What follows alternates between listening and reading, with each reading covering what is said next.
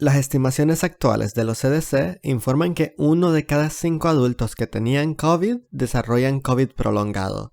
COVID prolongado es un término general para los problemas de salud mental y física duraderos después de la infección por COVID-19. La lista de síntomas es extensa, y uno de los grupos de síntomas más comunes son los neurológicos. Los síntomas neurológicos pueden variar desde confusión mental y fatiga crónica hasta trastornos del estado de ánimo y del olfato, y muchos más. Muchos de estos trastornos neurológicos pueden ser debilitantes, hasta el punto de que es difícil concentrarse en el trabajo. Un estudio que siguió a más de 3.000 pacientes de COVID prolongado encontró que casi la mitad de ellos no había regresado al empleo durante 6 meses.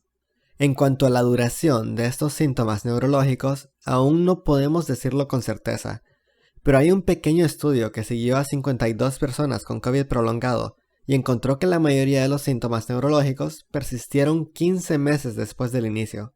El lado positivo es que los pacientes informaron una mejoría en su recuperación. Simplemente parece ser un proceso de recuperación lento. Los síntomas que no disminuyeron en frecuencia incluyeron confusión mental, dolores de cabeza, entumecimiento, visión borrosa, tinnitus, fatiga, depresión, ansiedad e insomnio. Hubo una disminución de pacientes con anosmia y disgausia. Los pacientes fueron recuperando el olfato y el gusto. Cuando las personas continuaron experimentando síntomas neurológicos después de recuperarse de COVID-19, mi primer pensamiento fue: sabemos por estudios de autopsias que las personas que fallecieron por COVID-19 tenían regiones cerebrales dañadas debido a la falta de oxígeno y accidentes cerebrovasculares. Y bueno, recuperarse de daños cerebrales no es un paseo por el parque. A menudo es un proceso lento y es por eso que los síntomas persisten mucho después de que el virus haya sido eliminado.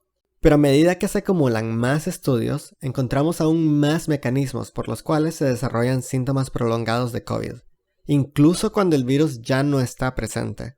Por ejemplo, un estudio expuso el virus SARS-CoV-2 a hámsters a través de sus fosas nasales. 31 días después de que los hámsters se infectaran, se sacrificaron para examinar el alcance del daño que había causado el virus y encontrar características únicas. Cualquier cambio biológico que pudiera contribuir a los síntomas prolongados y persistentes que se observan en el COVID prolongado. Lo que encontraron al observar el epitelio de revestimiento de nuestra nariz y los nervios y circuitos conectados fue inesperado. Mucho después de que se eliminó el virus, o al menos a niveles no detectables, descubrieron que el revestimiento de las fosas nasales y el bulbo olfatorio, una región del cerebro involucrada en el procesamiento del olfato, todavía tenían altos niveles de inflamación. Esto es inusual y es indicativo de una respuesta inmunitaria en curso. Se encontró microglia activada. Estas son células inmunitarias del cerebro. También se encontraron en el cerebro células que engullen virus y otros patógenos, llamados macrófagos. Y hubo una respuesta de interferón y quimiosinas, que son signos de inflamación y de que el sistema inmunitario está luchando contra algo. La inflamación crónica dentro del bulbo olfatorio puede afectar los procesos sensoriales, emocionales y cognitivos. Los hámsters mostraron signos de ansiedad, y estudios preclínicos han relacionado el daño al bulbo olfatorio con la depresión. También se examinaron el bulbo olfatorio y el epitelio olfatorio de donantes humanos para verificar estos resultados. Tanto el bulbo olfatorio como el epitelio olfatorio mostraron signos de inflamación en personas que se habían recuperado de COVID-19, pero fallecieron por otras causas. Es muy interesante que la inflamación continúe mucho después de que se haya eliminado el virus. Hay varias hipótesis sobre por qué todavía se produce una respuesta inmune. Una razón es que todavía hay partes truncadas del virus SARS-CoV-2 flotando e induciendo una respuesta inmune. Otra posibilidad es que el daño en el epitelio olfativo facilite que las bacterias se infiltren en el cerebro, lo que también iniciaría una respuesta inmune. Y finalmente, también podría ser que los métodos utilizados simplemente no detectaran el SARS-CoV-2, que aún estaría presente en el cerebro.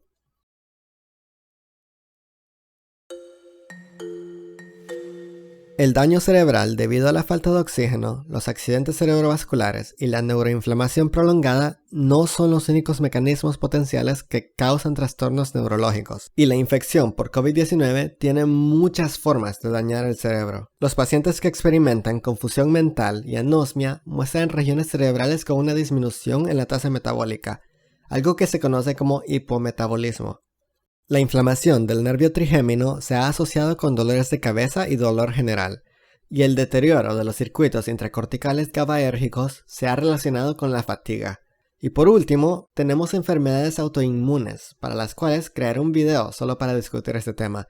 Solo como ejemplo, se ha descubierto que los anticuerpos producidos para combatir el virus SARS-CoV-2 se dirigen por error a las células endoteliales. Las células endoteliales forman parte de la barrera hematoencefálica, y cuando la conexión entre ellas se interrumpe, los químicos dañinos se filtran al cerebro. Esta fuga inducirá una respuesta inmune e inflamación en el cerebro, y las neuronas se dañarán. Al mismo tiempo, estas células endoteliales se activan y hacen que las plaquetas se peguen y se formen coágulos, lo que aumenta el riesgo de accidentes cerebrovasculares. Una terapia para evitar que estos anticuerpos se adhieran a las células endoteliales podría ayudar a proteger el cerebro. El impacto de la infección por SARS-CoV-2 en el cerebro no aparece necesariamente unas semanas o meses después.